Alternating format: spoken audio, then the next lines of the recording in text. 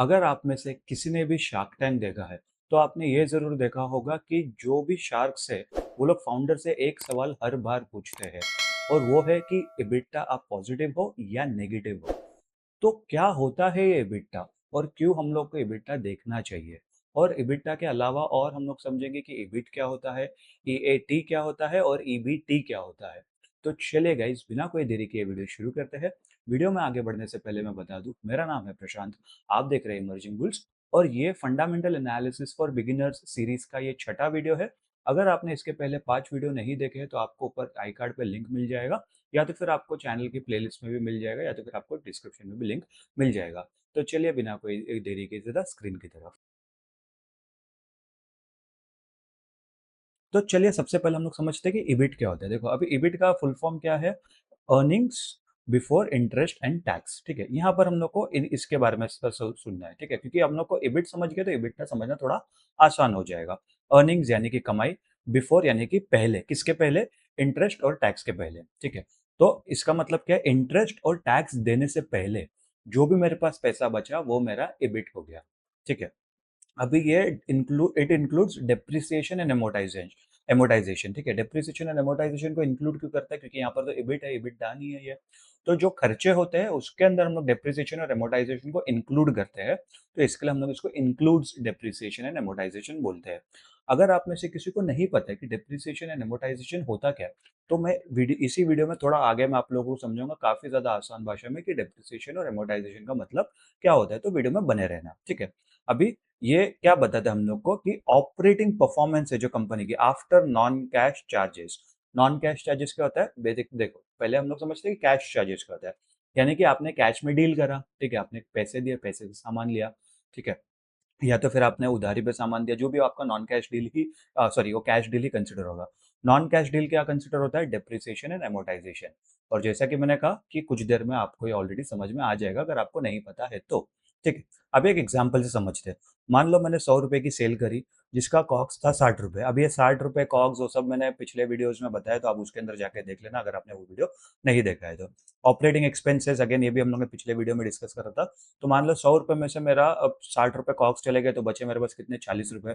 फिर उसमें से 20 रुपए मेरे ऑपरेटिंग एक्सपेंसेस में चले गए, तो बचे मेरे पास लास्ट में 20 रुपए और फिर उसके बाद डेप्रिसिएशन निकाल के, ठीक है, क्योंकि क्या है, जो चार्जेस में इंक्लूड्स डेप्रिसिएशन, राइट? तो ये डेप्रिसिएशन मैंने 5 रुपए निकाले, तो मेरे पास लास्ट में बचा earnings before interest and tax. तो ये मेरे पास, ये मेरा नेट रेवेन्यू या नेट इनकम नहीं है। क्यों? क्योंकि इसके अंदर मुझे इंटरेस्ट और टैक्स देना है। नेट इनकम कब आएगा वो हम लोग आगे वाले एग्जाम्पल में समझेंगे। तो आई होप आपको ये समझा रहेगा कि earnings before interest and tax क्या होता है। इसके अंदर हम लोग डेप्रिसिएशन और नॉन कैश चार्जेस वो सब देखने के बाद हम लोग समझते हैं कि भाई इंटरेस्ट और टैक्स देने से पहले कंपनी के पास कितने रुपए बचे हैं। ठीक है, अभी अगर हम लोग इस इबिट्टा के बारे में समझेंगे, ठीक है, तो इबिट्टा क्या होता है? देखो, इबिट्टा का फुल फॉर्म क्या है? Earnings before interest, tax, depreciation and amortisation. ठीक है, इसका सिंपल सा मतलब क्या होता है कि कंपनी ने माल बेचा और फिर उसके बाद कितना पैसा बेचा, मिला। इसके अंदर सिर्फ कॉग्स हटा देते हैं अपन और बस, और इसके अंदर हम लोग ऑपरेटिंग चार्जेस हटा देते हैं। बाकी जो भी पैसा बचा वो कंपनी का कैश कैश हम लोग कंसिडर करते हैं। ठीक है, और ये क्या, जैसे बताया, एक्सक्लूड्स नॉन कैश चार्जेस, यानी कि वो डेप्रिसिएशन और अमोर्टाइजेशन को हम लोग इसके खर्चों में नहीं गिनते हैं। हम लोग EBITDA में बेसिकली सब कुछ गिनते हैं। जैसे ही हम लोग ने कॉग्स हटा दिया और ऑपरेटिंग एक्सपेंसेस हटा दिया, उसके बाद जो भी पैसा बचा वो हम लोग का हो गया EBITDA। ठीक है, अभी इसके अंदर देखो, often used for cross industry comparisons. ठीक है, क्रॉस इंडस्ट्री कंपैरिजन यानी कि दो अलग अलग इंडस्ट्री के कंपैरिजन में भी हम लोग यूज कर सकते हैं कि भाई कंपनी EBITDA पॉजिटिव है, नेगेटिव है, सेम सेक्टर में भी आप यूज कर सकते हो, तो उस तरीके से भी काम आता है। ठीक है, अभी इसका एग्जाम्पल क्या है? जो पहले वाले एग्जाम्पल में हम लोग ने देखा था कि 100 रुपए की सेल करी, 60 रुपए का कॉग्स हुआ और 20 रुपया उसके अंदर ऑपरेटिंग एक्सपेंसेस निकल गए, तो बचे लास्ट के 20 रुपए। तो 20 रुपए में से हम लोग ने 5 रुपए निकाले थे, तो डेप्रिसिएशन निकल गया और इबिट मिल गया था। अभी उसी इबिट को अगर हम लोग डेप्रिसिएशन और एमोटाइजेशन ऐड कर देंगे जो हम लोग ने निकाला था, तो वो आपका 20 रुपए एबिटा हो गया। ठीक है, ये समझा आपको? ये इतना आसान है एबिटा के बारे में समझना। लेकिन आप में अभी कब से मैं डेप्रिसिएशन एमोटाइजेशन कर रहा हूँ। क्या है ये डेप्रिसिएशन एंड एमोटाइजेशन? देखो, डेप्रिसिएशन का क्या होता है? Value reduction of physical assets कौन-कौन से फिजिकल एसेट्स है? मशीन्स हो गई, कार्स हो गया, कंप्यूटर्स हो गया, ओवर टाइम यानी कि लंबे दौरान तक, ठीक है? अब एक एग्जांपल से समझते हैं। मान लो आपने एक मशीन खरीदी 10 लाख रुपए की और उसकी जो यूज़फुल लाइफ है, ठीक है? वो 10 साल तक की है। तो आपका हर 1 साल 1 लाख रुपए आप उसका आपके खर्चों में दिखाओगे, ठीक है? क्योंकि बल आपने 10 लाख रुपए तो वो पहले साल में ही दे दिया, लेकिन आप 10 लाख रुपए पहले साल में खर्चे में नहीं दिखाते हो। कभी भी अकाउंटिंग वैसे काम नहीं करती। स्पेसिफिकली जब आप डेप्रिसिएशन और अमोर्टाइज़ेशन की बात करते हो, तो क्या होता है आपको मालूम है 10 साल तक ये आप इससे पैसे कमाओगे ही ये मशीन से। आपने पहले साल तो पैसे दे दिया, लेकिन वही 1 लाख रुपए आप इसको 10 साल तक 1-1 लाख रुपए करते-करते आपकी बुक्स में दिखाओगे, ताकि फिर वो 10 साल बाद फिर वो ज़ीरो हो जाएगी, वैसा होता है। बट डेप्रिसिएशन किस पे लागू होता है? फिजिकल एसेट्स पर, ठीक है? अमोर्टाइज़ेशन क्या होता है? अमोर्टाइज़ेशन डेप्रिसिएशन का भाई है, ठीक है? ये क्या होता है? Similar concept but for intangible assets. अब इंटैंजिबल एसेट्स क्या होते हैं?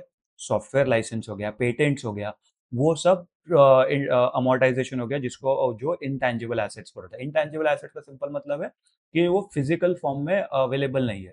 जैसे मैंने बताया था पिछले कोई वीडियो में जैसे लोगो, ठीक है? मेरा ये लोगो है, ये मेरे लिए इंटैंजिबल एसेट्स है, ठीक है? बट जो मेरा लैपटॉप है वो मेरे लिए टैंजिबल एसेट है। तो मेरे लैपटॉप पर डेप्रिसिएशन लगेगा, बट अगर मेरे को लोगो या मेरा कोई सॉफ्टवेयर लाइसेंस है, उसके ऊपर मेरा अमोर्टाइज़ेशन लगेगा, वैसा होता है, ठीक है? अभी जैसे एक एग्जांपल देखिए, सॉफ्टवेयर लाइसेंस मैंने लिया 5 लाख रुपए का और वो सॉफ्टवेयर लाइसेंस की वैलिडिटी 5 साल है, तो 1 लाख रुपए मेरा अमोर्टाइज़ेशन पर ईयर जाएगा। जैसे फॉर एग्जांपल अगर मैं कोई वीडियो एडिटिंग के लिए कोई सॉफ्टवेयर लेता हूँ या फिर मेरे को कोई स्क्रिप्ट बनानी है यूट्यूब की या फिर मैं कोई ट्रेडिंग के लिए या इन्वेस्टिंग के लिए कोई मैं सॉफ्टवेयर यूज़ करता हूँ, 3 साल का मैंने उसका सब्सक्रिप्शन लिया है, मान लो 50,000 रुपए का, ठीक है? या 30,000 रुपए का कैलकुलेशन के लिए हो जाएगा। तो मैं अपनी बुक्स में दिखाऊँगा कि हर साल मेरे से 10,000 रुपए जा रहे हैं, मेरे जेब से जा रहे हैं। बट क्या वो सच में मेरे जेब से गए? नहीं। तब सच में मेरे जेब से तो सिर्फ़ पहले साल गए थे, लेकिन मैं उसको अगले 2 साल तक उसको कैरी फॉरवर्ड कर रहा हूँ उस एक्सपेंस को। बेसिकली ये मतलब होता है डेप्रिसिएशन और एमोर्टाइज़ेशन का। आई होप आपको ये समझा होगा। अगर आपको ये नहीं समझा होगा तो कमेंट करके ज़रूर बताना। मैं चाहिए तो इसके ऊपर एक शॉर्ट्स बना दूँगा जिससे मैं और ज़्यादा आसान तरीके से समझाने की कोशिश करूँगा। लेकिन आप अगर आपको नहीं समझा तो आप थोड़ा वीडियो में पीछे जाओगे तो आपको समझ में आ जाएगा, ठीक है? चलिए अभी हम लोग समझते हैं कि एबिटा और ईबिट के बीच में डिफरेंस क्या है? देखो, EBIT includes depreciation better for asset heavy industry, ठीक है? जिसके अंदर एसेट ज़्यादा है क्योंकि ऑब्वियसली उसका डेप्रिसिएशन ज़्यादा होगा, तो इसके अंदर ईबिट देखना चाहिए। और ये इसके अंदर एबिटा के अंदर डेप्रिसिएशन के हम लोग कॉस्ट नहीं जोड़ते और ये better for comparing across industry, कोई भी इंडस्ट्री में। क्योंकि देखो मान लो कि जैसे कंपनी ए है उसके पास 100 करोड़ के एसेट है, कंपनी बी के पास 50 करोड़ के एसेट्स है, तो ऑब्वियसली कंपनी बी का डेप्रिसिएशन कम हो सकता है और कंपनी ए का डेप्रिसिएशन ज्यादा हो सकता है।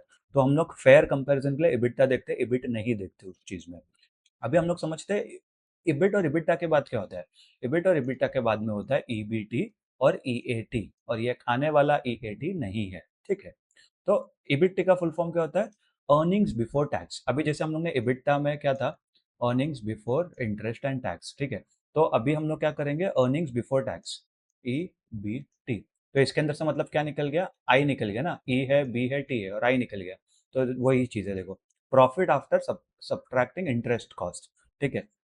Shows impact of debt. ये क्यों हम लोग चेक करते हैं कि भाई कंपनी का कर्ज कितना है। हम लोग ने एबिटा तो देख लिया, ठीक है? मान लो एबिटा आपका 40 रुपए निकला, लेकिन उसके अंदर से कर्ज का कंपोनेंट कितना था वो हम लोग को अगर देखना है, तो जैसे वही एग्जांपल पिछले एग्जांपल में जाएंगे, 15 रुपए आपके पास एबिट बचा, उसमें से 5 रुपए मैंने इंटरेस्ट दे दिया, तो मेरे पास फाइनल 10 रुपए मेरे पास बचे। ये मेरा अर्निंग्स बिफोर टैक्स है। ये क्या मेरा फाइनल अर्निंग है? बिल्कुल नहीं। क्यों? फाइनल अर्निंग क्या होता है? Earnings after tax. क्योंकि भाई सरकार तो ये बोलेगी ना, तुम बिजनेस कर रहे हो, बहुत बढ़िया, अच्छी बात है, लेकिन जब तुमने पैसे कमाए तो टैक्स तो हमको देना पड़ेगा, ठीक है? तो फाइनल प्रॉफिट क्या आता है? After paying tax net profit available to shareholders, ठीक है? तो वही 10 रुपए अपना बचा यहाँ पर, जिसमें से 3 रुपए आपने टैक्स टैक्स दे दिया और 7 रुपए आपका फाइनल प्रॉफिट बचा, ठीक है? तो ये जो जर्नी है, ये आपको समझ में आता है। ये जब भी आप प्रॉफिट एंड लॉस स्टेटमेंट, जिसको हम लोग इनकम स्टेटमेंट बोलते हैं, आप पढ़ोगे ना तभी आपको समझ में आएगा। बाय द वे, मैंने प्रॉफिट एंड लॉस स्टेटमेंट के ऊपर भी वीडियो बनाया है, जो इसी सीरीज का पार्ट है। अगर आपने नहीं देखा है तो ऊपर आपको आई कार्ड में मिल जाएगा। तो हम लोग समझते देखो, आपका जो सेल था 100 रुपए की सेल थी, ठीक है? कॉग्स उसमें से हम लोग ने 60 रुपए हटा दिया, यानी कि जो मटेरियल कॉस्ट वो सब जो हो गया। फिर ऑपरेटिंग कॉस्ट सब हटा दिया हम लोग ने 20 रुपए, तो आपके पास बचे 20 रुपए का एबिटा, ठीक है? 20 रुपए एबिटा हो गया। उसमें से हम लोग ने डेप्रिसिएशन एंड अमोर्टाइजेशन हटा दिया ₹5 का, तो ₹15 हम लोग के बचे इबिट। फिर उसमें इबिट में से हम लोग ने और ₹5 इंटरेस्ट वाले इंटरेस्ट हटा दिया, तो हम लोग का मिला ईबीटी यानी कि अर्निंग्स बिफोर टैक्स। ठीक है, तो आपके पास ₹10 बचे फाइनली। फिर वो ₹10 में से हम लोग ने ₹3 टैक्स दे दिए सरकार को, तो हम लोग को मिला अर्निंग्स आफ्टर टैक्स, जिसको हम लोग नेट प्रॉफिट भी बोलते हैं। ठीक है, या प्रॉफिट आफ्टर टैक्स, पैट भी जिसको हम लोग बोलते हैं। पैट भी अगेन शार्क टैंक में काफी बारी आपने सुना होगा कि पैट क्या है आपका। ठीक है, तो ये पैट ही अर्निंग्स आफ्टर टैक्स है, नेट प्रॉफिट होता है, जो कि अपना ₹7 बचा। तो आप देख, आपको समझा कि इबिटा आपका ₹20 पर था, बट आपका नेट प्रॉफिट ₹7 पर आया। ठीक है, तो इबिटा एक्चुअली फाइनल प्रॉफिट नहीं होता है। ठीक है, क्योंकि ऑब्वियसली उसके अंदर खर्चेस होते हैं, बट इसके अंदर आपको ये समझ में आता है कि भाई कंपनी ऑपरेशन लेवल पे कितना एफिशिएंटली काम कर रही है या नहीं कर रही है। ठीक है, अभी हम लोग समझते हैं कि इन्वेस्टर्स को क्या चीजें से समझनी चाहिए। देखो, इन्वेस्टर्स को इबिट अगर देखना है तो efficiency after all operating cost. ठीक है, और इबिटा में क्या आता है, कैश लाइक अर्निंग पावर, की भाई इबिट देखो, इबिट में क्या होता है, ऑपरेशन के जो सारे कॉस्ट है सब निकाल दिया, डेप्रिसिएशन अमोर्टाइजेशन भी निकाल दिया, सिर्फ अपना इंटरेस्ट और टैक्स बाकी उसके अंदर, बाकी सब निकाल दिया, तो ये आपको समझ में आता है कि कंपनी कितने इफेक्टिवली कमा रही है। और एबिटा में क्या समझ में आता है कि ऑपरेटिंग कॉस्ट और कॉग्स निकाल दिया, डेप्रिसिएशन अमोर्टाइजेशन तो ठीक है, उसके पहले पैसे तो लोग ने पहले ही भर दिए थे, बट ये कंपनी के पास मोटा मोटी कैश ये आया है। ठीक है, अब ये कैश कंपनी के जेब में एग्जैक्टली गया है, नहीं गया, कंपनी ने उतना पैसे कमाए हैं ऑब्वियसली, इसके बाद वो लोग के थोड़े बहुत और खर्चे जैसे इंटरेस्ट और टैक्स। ठीक है, और यहाँ पर इम्पैक्ट ऑफ डेट, ईबीटी क्या दिखाता है, इम्पैक्ट ऑफ डेट, क्योंकि मैंने जो भी कर्ज लिया है उसके ऊपर मैं कितना इंटरेस्ट दे रहा हूँ। क्योंकि अगर मेरा मान लो ईबीटी मेरा अगर ₹20 है, और मेरा ईबीआईटी अगर मेरा ₹20 है, ठीक है, ये अगर मेरा यहाँ पर ₹20 है, बट ईबीटी के बाद मेरे पास सिर्फ ₹10 बच रहे हैं, तो यानी कि मेरा ₹10 का तो मेरा डेट जा रहा है, जो कि काफी ज्यादा हो रहा है ना यहाँ पर। तो वैसा है, ₹10 का मेरा इंटरेस्ट जा रहा है, और मेरा फिर ₹10 ही ईएटी यानी कि फाइनल प्रॉफिट या नेट प्रॉफिट बच रहा है। ठीक है, तो यहाँ पर हम लोग को ये सब चीजों पर यहाँ पर ध्यान देना चाहिए। अभी समझते हैं कि कंपेयर यूज कैसे करते हैं। देखो, कंपेयर ईबीटी एंड ईबीआईटीडीए यानी कि इबिट और इबिटा। ठीक है, बार बार इबिटा बोलने में थोड़ा सा अजीब लगता है ना। इबिट और इबिटा को कंपेयर जब भी करना है, और मैं हमेशा बोलता हूँ, जो भी आप मेरे टेक्निकल एनालिसिस वाली वीडियो देख लो या चाहे मेरी फंडामेंटल एनालिसिस वाली वीडियो देख लो, मैं हमेशा बोलता हूँ कि कभी भी कोई एक साल का या एक क्वार्टर का डेटा बिल्कुल नहीं देखना चाहिए। हमेशा एक ट्रेंड एनालाइज करना चाहिए कि भाई इस पर्टिकुलर क्वार्टर में कितना इबिट है या इबिटा है, या फिर पिछले 2-3 साल में कैसा चल रहा है, तभी हम लोग को डिसीजन लेना चाहिए। कोई एक साल तो कोई भी कंपनी का, कितनी भी अच्छी कंपनी हो, वो लोग का 1-2 साल ऊपर नीचे हो सकता है, बट अगर वो 3-4 साल 5 साल का ऐसा डेटा अगर हम लोग को दिख रहा है कि खराब चल रहा है, तो वहां पर सोचने वाली बात है। या फिर बहुत ज्यादा अच्छा चल रहा है तो अच्छी बात है, क्योंकि ऐसा भी हो सकता है पिछले 10 साल से कंपनी स्ट्रगल कर रही थी और अचानक एक साल अच्छा आ गया, और आपने उसी टाइम पे इन्वेस्ट कर लिया, फिर वापस अगले साल बैक टू नॉर्मल और वापस कंपनी स्ट्रगल कर रही है। तो सिर्फ इन्वेस्ट करते वक्त भी वैसा सोचना चाहिए, और अगर आपको उस उसमें से पैसे निकालने, तभी भी आपको लंबे समय का डेटा आपको देखना चाहिए। स्पेशली जब आप इन्वेस्ट करते हो, फंडामेंटल एनालिसिस करते हो। टेक्निकल एनालिसिस में तो आपको थोड़ा क्विक डिसीजन लेना पड़ता है, तो उसमें आप 2-3 महीने का डेटा देख सकते हो, डिपेंडिंग ऑन कि आपका ट्रेडिंग स्टाइल कैसा है, आप इंट्राडे कर रहे हो, स्विंग ट्रेडिंग कर रहे हो, जो भी कर रहे हो। By the way, technical analysis for beginners की सीरीज भी चैनल पर ऑलरेडी है, आपको उसकी भी प्लेलिस्ट मिल जाएगी, ऊपर आपको आई कार्ड में भी उसका प्लेलिस्ट मिल जाएगा। ठीक है, इबिटा और इबिट हम लोग समझ गए। ईबीटी हम लोग क्या चेक करते हैं, डेट का बर्डन के लिए। ठीक है, और ईएटी शेयर होल्डर्स रिटर्न। ठीक है, तो मोटा मोटी वही यही सब सेम चीज है जो हम लोग को यहाँ पर समझ में आएगी, जिससे हम लोग को ये समझ में आता है कि भाई कौन से कंपोनेंट का कितना कंपनी के ऊपर प्रेशर आ रहा है, और अकॉर्डिंगली फिर आप सोच सकते हो कि इसका फोरकास्ट करके कि हाँ भाई ये कंपनी मेरे को इन फ्यूचर इतना अच्छा रिटर्न कर सकती है, कंपनी ये इन सब खर्चों को साइड में रख के भी अच्छा खासा प्रॉफिटेबल इनकम निकाल के दे रही है अपने शेयर होल्डर्स को, तो मेरे लिए कंपनी अच्छी इन्वेस्टेबल कंपनी हो सकती है या नहीं हो सकती है, वो आपको डिसाइड करना है। आई होप गाइज आप लोगों को इबिटा और इबिट का कंफ्यूजन समझ गया होगा, और उसके साथ साथ आपको ईबीटी और ईएटी का मतलब भी समझ गया होगा।